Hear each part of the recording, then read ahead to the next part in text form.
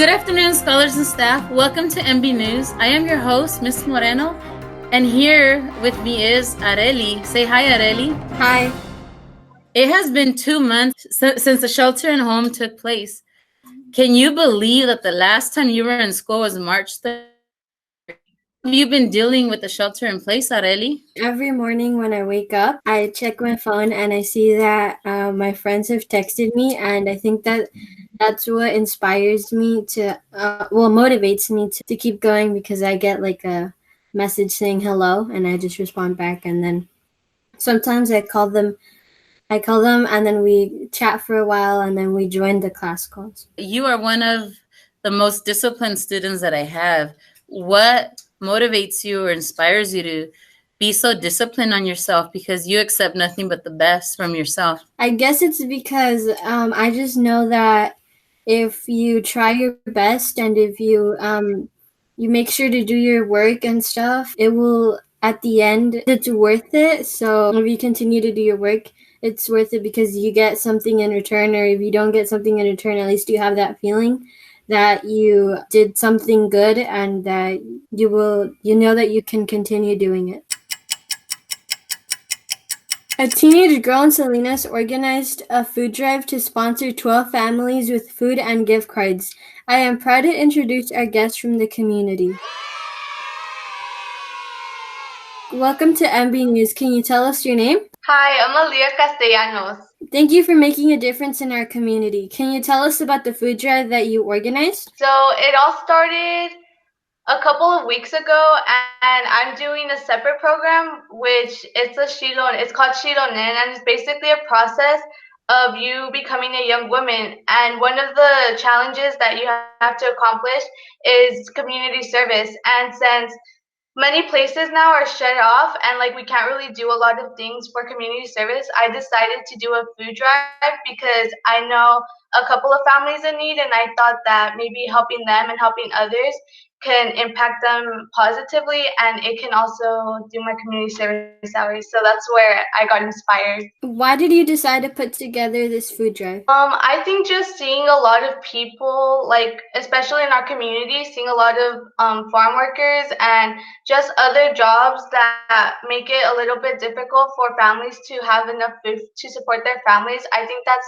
what really had me at the point where I wanted to start the food drive, because I knew like some of my friends and their families, they were struggling, and I was like, well, how can I help to make their lives better? So at least I know that I'm helping somebody else make their day a little bit more positive with some food, so they don't have to worry about it. What inspires you to help out in the community? What inspires me to help out in the community, I feel, is just the feeling of knowing that people have food in their plates every night for at least a couple of weeks. I think that's what really inspires me, is just seeing the joy of like when I give people the food, because it's just the feeling that you know that you made somebody else's day by giving them enough food for a couple of weeks and gift cards. And I think that's what really inspires me and drives me to continue to doing this food drive.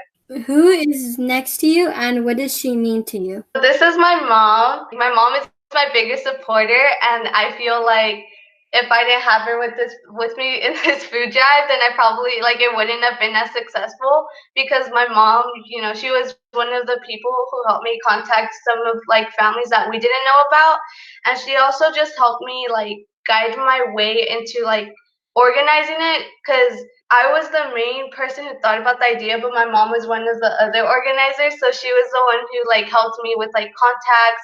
She helped me with everything basically. So whatever I did, my mom was always there with me. Thank you for joining us at MB News. Is there anything else you would like to say? One of the families that we helped me, I think that was like something that makes me want to do another food bank. So on our first family, we knocked on the door and this little boy opened the door, and he was like really cute, and he was like really small. And then my mom was all like, Miss Yolanda Virgen has a surprise for you. And then he got like a little bit confused.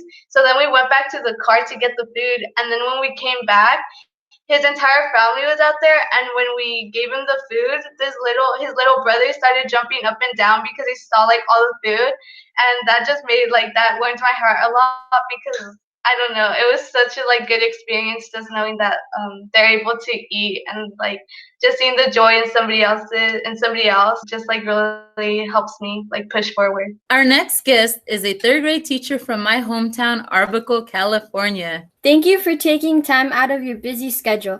Can you tell us your name and where Arbuckle is located? Hi, it's wonderful to meet you. My name is Miss Anberg, and Arbuckle is a small agricultural community about an hour north of Sacramento, California. Thank you for making a difference. What inspires you to keep moving forward during these times? Well, as an educator, I really believe in education as an empowerment for students. And so one way to educate right now is, since we're all home, we're doing virtual learning and virtual teaching, which meant for me that all of our students definitely needed to be connected to the internet and have devices and that sort of thing. So initially the motivation was just getting kids connected to the internet, and then it grew from there to get them all different whatever supplies they needed and whatever supports families might need to be able to facilitate that learning. What has been difficult? Some of the challenge, since we live in a rural area, since school has gone homeschool, the biggest one for us has been internet access and having access to devices so that we can connect with each other in a more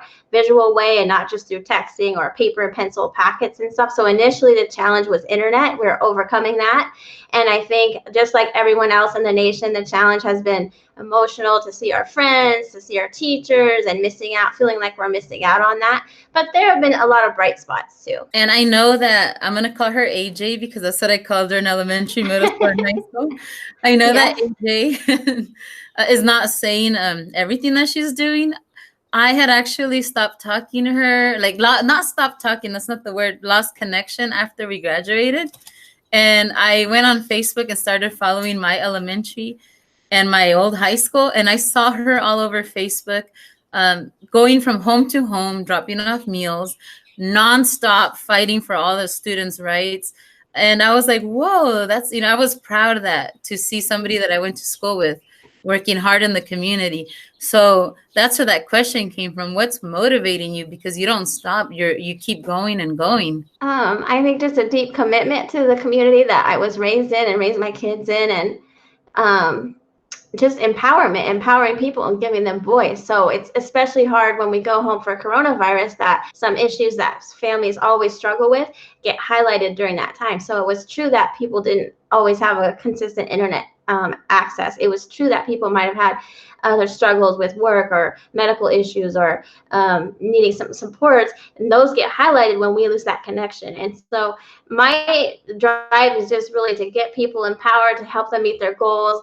I believe strongly that education is a catalyst out of poverty. And so when you're serving in a population of 70% low-income families, and some of those challenges, I see education as a tool to help them, to empower them to overcome some of those challenges. And so anything anybody needs in that arena is what I'm here for. So I'm a teacher at heart, but I also have this passion for outreach work and poverty work and empowering people through to have voice in their culture and their language in education. Is there anything else you would like to say? Well, I'm just really proud that you're doing this podcast. And I had students of my own recently on a podcast at KQED, which is a NPR radio station out of San Francisco. And so hopefully after the call, I'll be able to connect you to some of those students or to some of those people at KQED.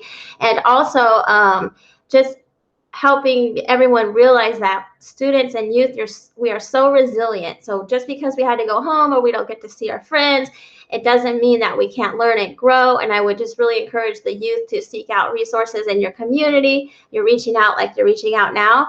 And I know Moni's been reaching out to other people like authors or other organizations. And so really is for people with internet right now is an exciting time because there's all of this time and there's all this free resources online, all this kind of stuff. And so I would say now's the time is not feeling like we're getting behind, but really it's a time like we feel like we can get ahead even because we have time.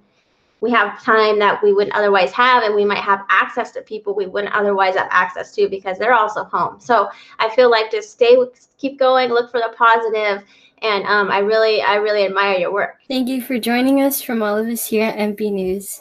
Thank you for having me. Now Mrs. Alvarez with the principal's message. Yeehaw! Good morning, scholars. Today is Friday and our spirit day is Western. I'd like to send out a shout out to all our scholars for doing an amazing job this week. You guys have been doing incredible. I've been looking and logging into your work, and you guys are being respectful, responsible, and you're ready every day. So thank you for that. And a shout out to the teachers for the amazing job that you're doing.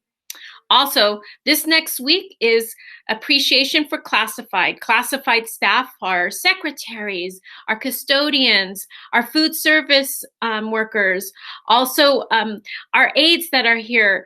We'd like to send you a huge thank you. And the word that I want to sum them up with starts with an I. They are incredible. Thank you for all that you do and the passion that you have for making sure that our students and staff have what they need. So big heartfelt shout out to all of you. Thank you.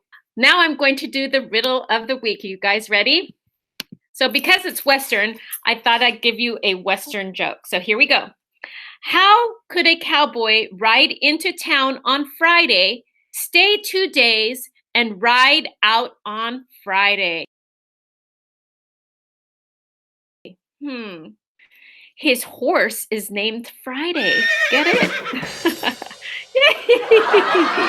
Anyways, I hope all of you have a great week. From all of us here at MB News, have a wonderful day, and like we say every single day, go scholars! Go scholars! Go scholars! Go scholars!